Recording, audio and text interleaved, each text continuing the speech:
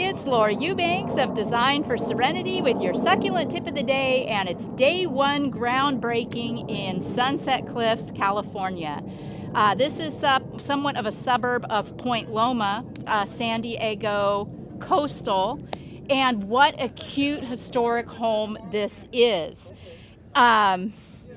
This wall o' rosemary, which has, defined this property for generations, is coming out, as are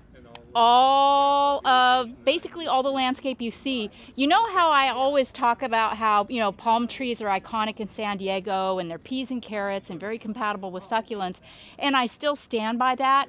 But these palms have gotten so big they are eating the house. The house has a very small visual footprint and you can't see it. So we are going to take those out. We're going to be rehoming the agave attenuatas, the foxtails that are really big and beautiful. But I've curated some magnificent plants. You all are going to be so tickled because I'm bringing in things I haven't used before, because Elaine, our client, is a baby collector. So I want to bring in some things that will just wow her. In other news, the original landscape had a dry stream bed of sorts, which makes, in my opinion, zero sense in this elevated installation. I love that it's elevated. It's like a big giant pot. But remember, the first rule of design is it needs to make sense. And I mean, there's nowhere for the water to go, and I just don't love it. I don't love the way it cuts up this small yard. So we're going to be eliminating this. We do have some challenges with, what's the word, Hannah? Logistics. We have a few little logistical challenges because we are up about 4.5 feet off the ground. We're going to have all the soil super bag boom lifted into the space. We're going to have all the boulders staged. Everything is going to have to be very, very systematic in the way we do this because there's no room down below to store anything or place anything. The garages on these homes are in the back, and this is a public sidewalk and street. So that's going to be fun. But we're going to bring in a lot of soil, create a lot of mounds. There's some really cool old retaining with some boulders and mortar that I'm going to keep in place. All of this old rock work is going to stay. I'm not going to bother it a bit. But inside these raised beds, I'm going to plant tapestries. So this outer area here will be more of a statement specimen garden with beautiful elevations and rocks and cool plants. And then tapestry work will be in there.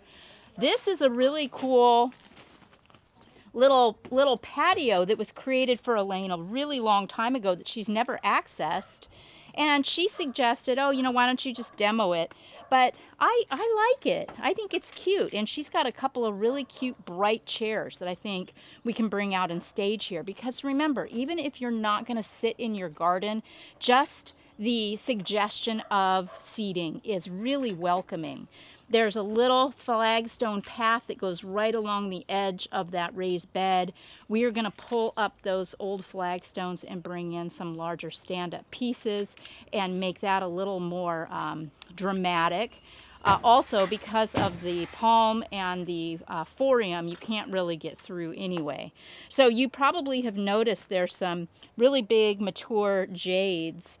There is an ovata and an argentea.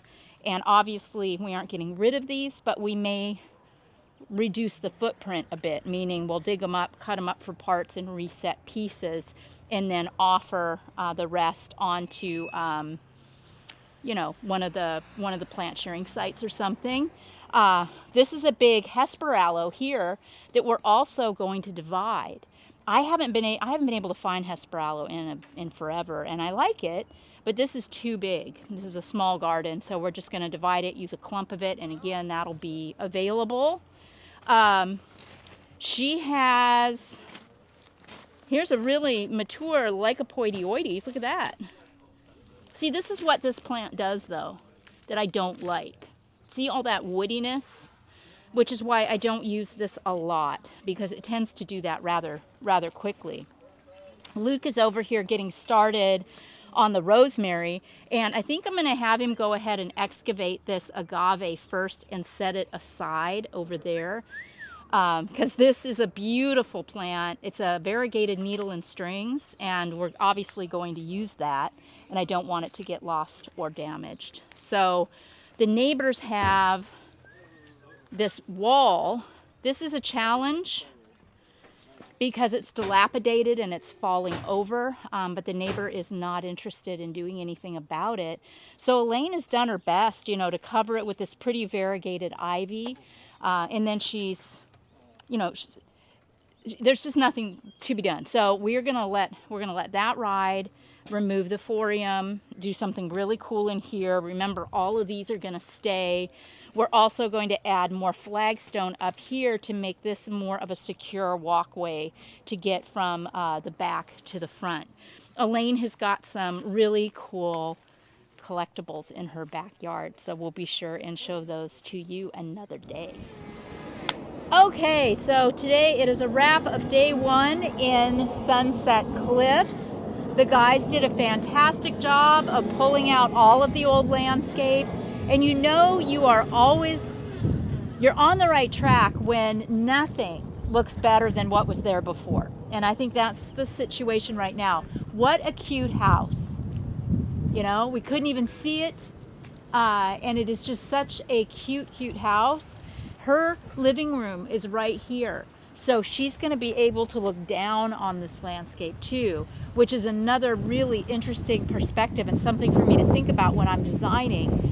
We had KRC deliver super bags of soil. This is 5 yards, right, Greg? Yeah. 5 yards. The reason for the super bags was getting from A down there on the sidewalk to B up here. And if we did not want to bring it up, you know, by the bucket, we needed them to fork it up to our planting area. So what we're going to do tomorrow is just dump all these bags, get the soil going, and then the boulders are going to be here in the afternoon. Here is all the debris. Greg was able to get it all in one load, right? Yeah, I really thought there'd be more. That surprises me that he got it all in one dump trailer load.